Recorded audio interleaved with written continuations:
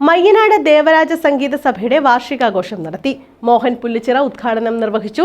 സംഗീത കലാകാരന്മാരും സംഗീതാസ്വാദകരും ചേർന്ന് ദേവരാജൻ മാസ്റ്ററുടെ സ്മരണാർത്ഥം രൂപീകരിച്ചതാണ് ദേവരാജ സംഗീത സഭ.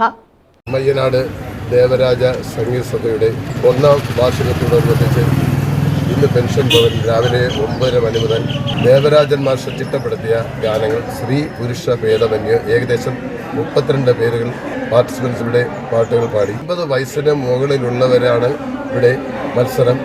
സംഗീത കലാകാരന്മാരും സംഗീതാസ്വാദകരും ചേർന്ന് സംഗീത ചക്രവർത്തി ദേവരാജൻ മാസ്റ്ററുടെ നാമധേയത്തിൽ രൂപം കൊടുത്തതാണ് ദേവരാജ സംഗീത സഭ.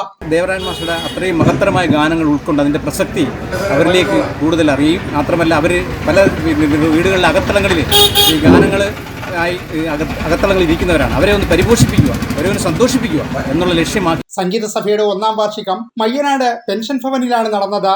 മയ്യനാട് ശ്രീകുമാർ സ്വാഗതം പറഞ്ഞു. മോഹൻ പുല്ലിച്ചിറ ഉദ്ഘാടനം നിർവഹിച്ചു.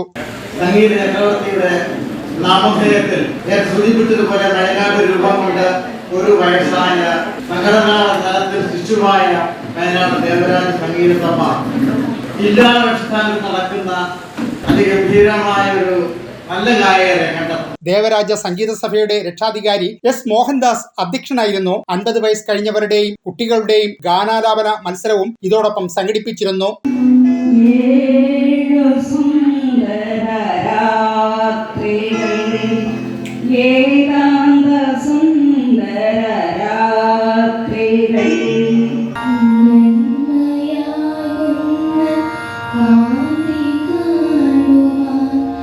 News bureau, Kottiyam.